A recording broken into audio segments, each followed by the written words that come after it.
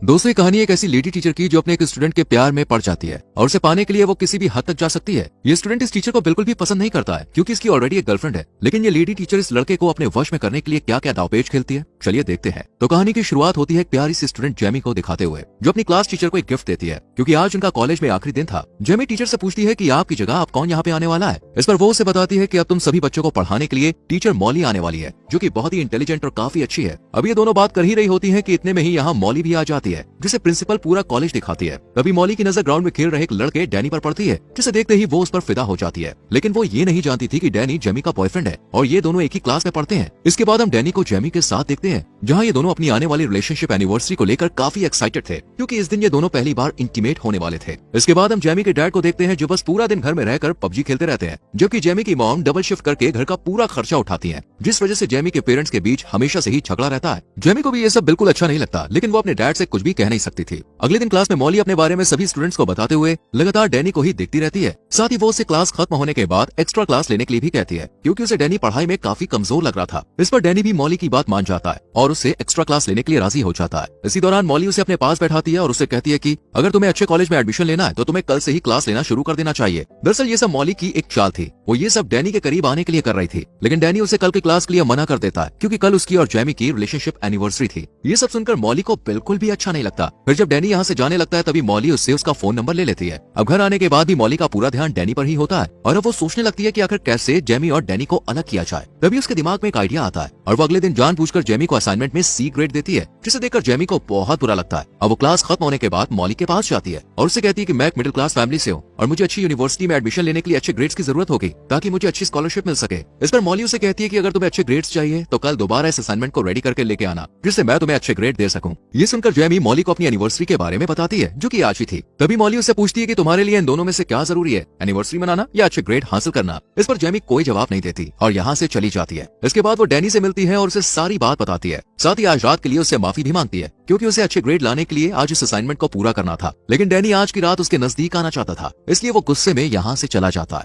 थोड़ी देर बाद Molly Danny के पास आती है और उसे अपने साथ डिनर करने के लिए कहती है, जिसके लिए वो मान जाता है और दोनों एक रेस्टोरेंट में पहुंच जाते हैं, जहाँ मॉली डैनी से उसकी लव लाइफ के बारे में पूछती है। तब वो थोड़ा हिचकिचाते हुए उसे बताता है कि अभी तक जेमी और उसके बीच कुछ भी नहीं हुआ है, क्योंकि जेमी अभी इन सब चीजों के लिए रेडी नहीं है। ये सुनकर मॉली समझ जाती है कि डैनी को आखिर क्या चाहिए, इसलिए वो उसके करीब आने की कोशिश करती है, लेकिन डैनी उस पर ज्यादा ध्यान नहीं देता है और अपने घर चला जाता है। अगले दिन जेमी डैनी से मिलती है तो वो उससे कल रात के बारे में पूछती है कि आखिर कल रात को वो कहाँ था। इस पर डैनी उससे झूठ बोलते हुए कहता है कि मैं अपने दोस्तों के साथ था। जेमी को ये सुनकर बहुत बुरा लगता है, क्योंकि डैनी के दोस्तों ने उसे पहले ही बता दिया था कि वो कल रात उनके साथ नहीं था। इसके बाद हम दोनों को एक पार्टी में देखते हैं, जहाँ जेमी की खूबसूरती देख डैनी अपने आप को कंट्रोल नहीं कर पाता और उसे एक रूम में ले जाता है, जहाँ वो उसके करीब आने की कोशिश करता है, पर जेमी उसे बीच में ही रोक देती है, जिस वजह से डैनी का पूरा मूड खराब हो जाता है और वो यहाँ से चला जाता है। वहीं दूसरी तरफ मॉली अपनी कार को खुद ही खराब करके उसे ठीक करने के लिए डैनी को बुलाती है। डैनी यहाँ आकर उसकी कार को ठीक कर देता है, लेकिन कार को ठीक करने की वजह से उसके हाथ खराब हो जाते हैं। ये देखकर मॉली उसे अपने घर ले जाती है और एक टॉवल से खुद उसके हाथ साफ करती है, साथ ही उसके करीब आने की कोशिश करती है। डैनी भी इस बार अपने आप को कंट्रोल नहीं कर पाता, क्योंकि अब सारी हदें पार हो चुकी थी और अब दोनों अच्छे से इंटीमेट हो जाते हैं। अगले दिन जब जेमी कॉलेज में जाती है तो मॉली उसे एक बार फिर से असाइनमेंट में सी ग्रेड देती है, जिसे देखकर जेमी को समझ नहीं आता कि आखिर वो उसके साथ ऐसा क्यों कर रही है, जबकि उसने तो इस बार बहुत ही अच्छा असाइनमेंट रेडी किया था।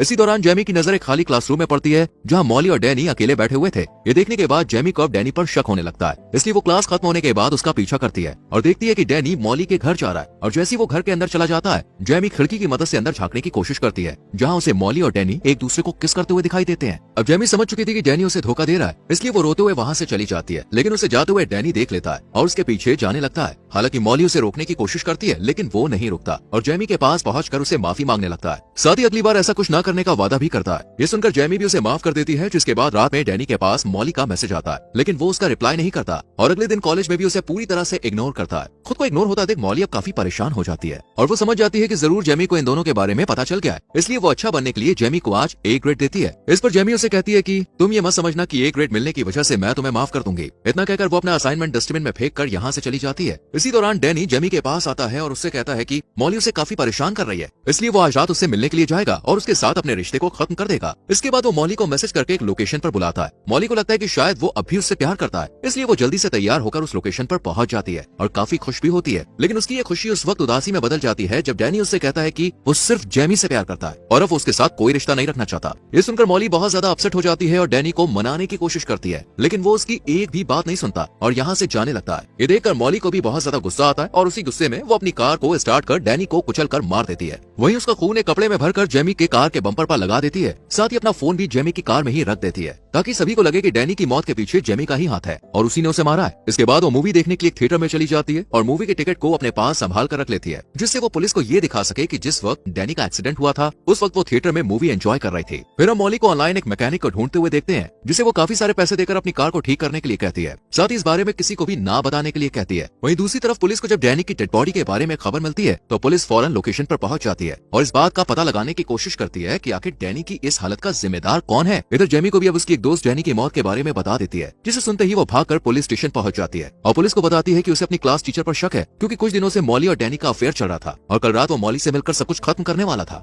इसके बाद पुलिस देर न करते हुए मॉली के घर पूछताछ के लिए पहुंच जाती है, जहां वो उन्हें झूठ बोलते हुए कहती है कि हमारे बीच ऐसा कभी कुछ हुआ ही नहीं था, डैनी को मैं सिर्फ एक अच्छा स्टूडेंट समझती थी। साथ ही वो पुलिस को मूवी की टिकट भी दिखाती है और अपने चोरी हुए फोन के बारे में भी बताती है, जो कि असल में उसने खुद ही जेमी की कार में रखा था। मॉली की बात सुनने के बाद और टिकट देखने के बाद पुलिस को भी लगने लगता है कि शायद वो सब सच बोल रही है। इसके बाद पुलिस शक के आधार पर जेमी के घर तलाशी लेने के लिए जाती है और जब उसकी कार को चेक करती है तब उन्हें कार के बम्पर पर डैनी का खून लगा हुआ मिलता है। साथ ही उन्हें जेमी की कार से मॉली का फोन भी मिल जाता है, जिसमें डैनी से मिलने का मैसेज भी आया हुआ था। इन सभी सबूतों को देखते हुए पुलिस जेमी को अरेस्ट कर लेती है, लेकिन जेमी के पेरेंट्स उसे बेल पर रिलीज करवा लेते हैं। जेमी अपनी मॉम को बताती है कि उसे लगता है कि डैनी का खून किसी और ने नहीं बल्कि मॉली ने ही किया है। अब जेमी की मॉम मॉली के खिलाफ सबूत इकट्ठा करने की कोशिश करने लगती है ताकि वो जेमी के ऊपर से डैनी के खून का इल्जाम हटा सके। इसके लिए वो सबसे पहले कॉलेज जाती है और चुपचाप मॉली के बैग से उसकी कार की चाबी निकाल लेती है और फिर उसकी कार को चेक करती है और तभी उसे उस मैकेनिक के बारे में पता चलता है। वो मैकेनिक के पास जाकर उससे मॉली के बारे में पूछताछ करती है, लेकिन वो उन्हें झूठ बोलते हुए कहता है कि मेरे पास ना तो इस नाम की कोई लेडी आई और ना ही कोई कार आई। ये सुनकर जेमी की मॉम काफी परेशान हो जाती है और वो उदास होकर यहाँ से जाने लगती है कि तभी उनके पास मैकेनिक की एक एम्प्लॉय आती है और सारा सच बता देती है कि किस तरह मॉली ने काफी सारे पैसे देकर अपनी कार को ठीक कराया है। जेमी की मॉम जब उसे पुलिस के सामने यही सच बताने के लिए कहती है तो वो इसके लिए मना कर देती है,